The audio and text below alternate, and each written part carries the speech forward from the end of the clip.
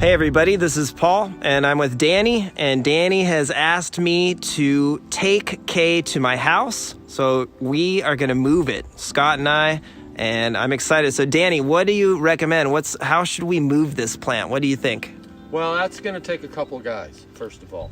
And second of all, before you move it, it might be a really good idea to kind of wrap it, maybe with some bamboo, and then on top of that, a packing blanket.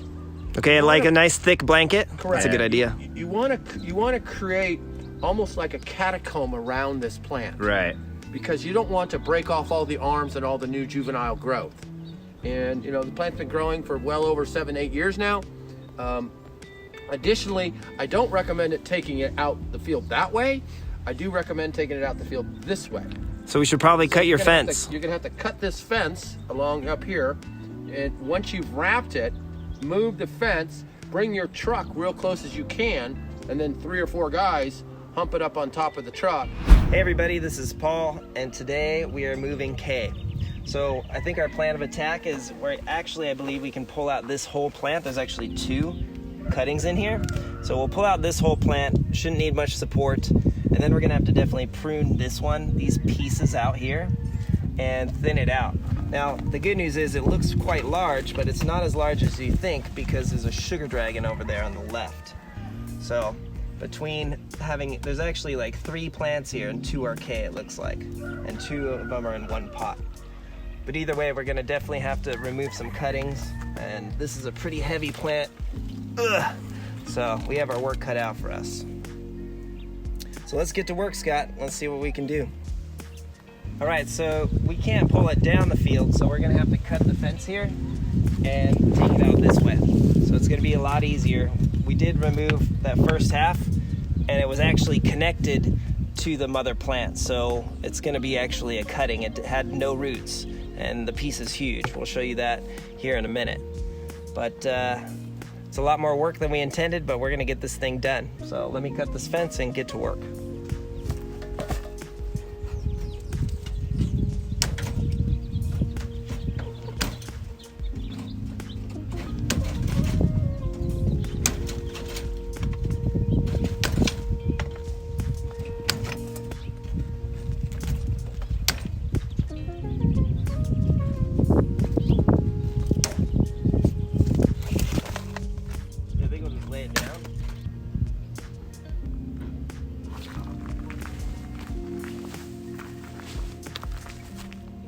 Where are we at? Well, we got it almost out of the fence, so we've pruned back a lot, you can see, and we've had to take off some big pieces, but the part that was the biggest challenge was actually that there's a double dragon here. Check it out.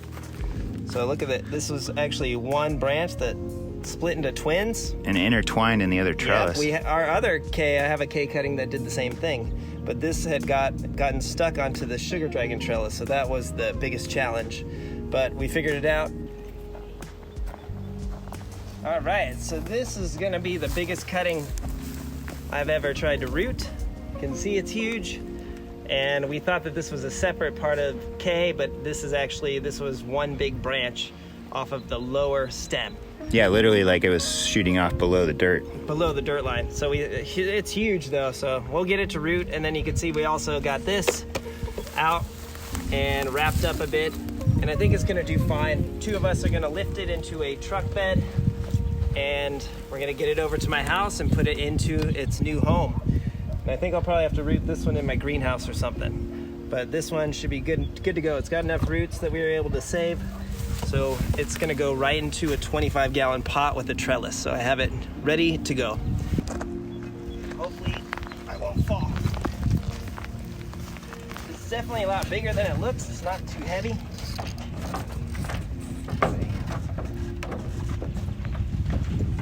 Put it down gently and tie it down a little bit, and we should be good to go.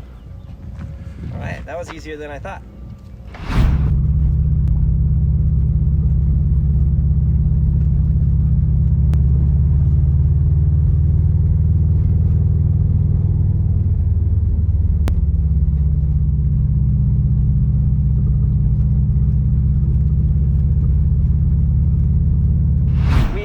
it here, we got it transported safely, intact, and we're gonna put it into that pot. So let's do it, Scott. Yeah. You got the back, I'll take the front.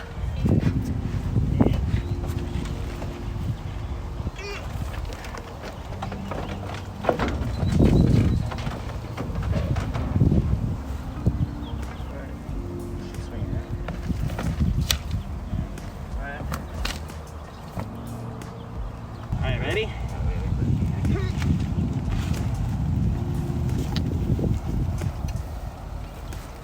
It's gonna go towards you. Now, there. Get it under the support, that rebar, see it?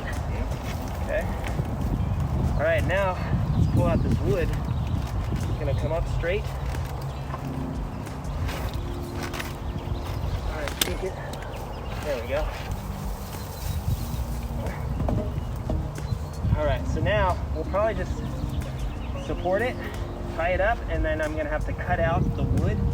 But you can definitely see that it's gonna be supported, and it really kind of puts my trellis design to the challenge, you know? I'm making sure that, I'm glad I used 200 pounds of concrete and some 1/2 inch rebar for this, so. All right, so we got it up, and I think we had minimal damage loss, I guess you could say. Check it out.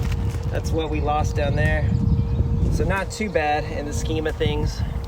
And I don't know if I'm gonna get my metal top up here ever. I think I'm gonna tie it up and train it a bit more and prune it back some more. But what I'm gonna do for sure is I'm gonna cover it with burlap for about 2 weeks to just give it some sun protection. I know that it was in full sun, but I think just the transition period is gonna need a little bit of protection. Little That's shock. the plan. Little shock right now, Yeah, maybe. I'm sure it's in a bit of shock just from the big move. We destroyed its root ball, and Let's get the full view. it's big. I mean, I think honestly we got up a lot more than I thought we could. So I want to say thanks to Scott, and definitely thanks to Justin. Yeah, and thanks, our Justin. truck. I don't think we could have done it without a trailer. I think it would have gotten a lot more damaged. I agree. No problem. So, All right. all right, that's where we're at, and we'll give you an update in a few weeks. But I'm tired. We're gonna get out of the sun. It's hot. Good morning. This is Paul, and I'm gonna do a one-day update on moving K. So you can see here, I've covered it with burlap just to keep it from getting sun stressed or sunburn from the move. You know, I'm sure the transition was big for it and then probably hard on the plant, but these things are tough and resilient. So let me go ahead and remove the burlap so you could get a better view of it and what I'm gonna do now. So there it is in the early morning sunlight. What a beautiful plant. It's much more bluish green, kind of olive color when you look at it compared to other dragon fruit. Not so much with the sugar dragons, but man, when it's in front of the bamboo, it definitely looks more blue. But I am colorblind, so maybe it's just that. Anyways, a couple things I want to talk about today is, look, in the move, some branches broke, so you definitely want to just prune them back, preferably at a 45. There we go. Bit better, not perfect.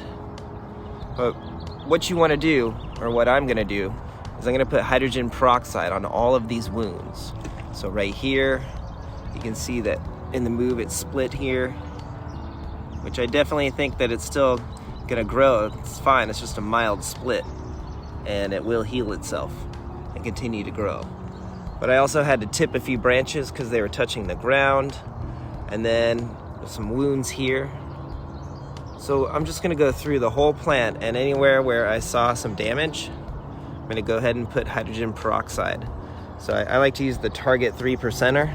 That stuff works pretty well for me. You can see here. And then what I like to use are Q-tips.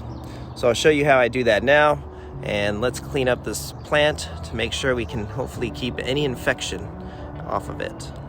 So here it is, just a nice amount of hydrogen peroxide. And even on a branch like this, you probably could just get away with this. You don't want to get it into the soil, so that would work as well. But again, you do want to get your hydrogen peroxide into your soil if possible. Where's that big crack? Oh, here it is. Let's go ahead and take care of this one. Now this is a different Q-tip. But hydrogen peroxide will clean out the wound, and in my experience, it will promote the plant, to heal quicker and callus over, which is a great thing. So here's another example of something you really want to care for. A big wound like that, you don't want it to rot.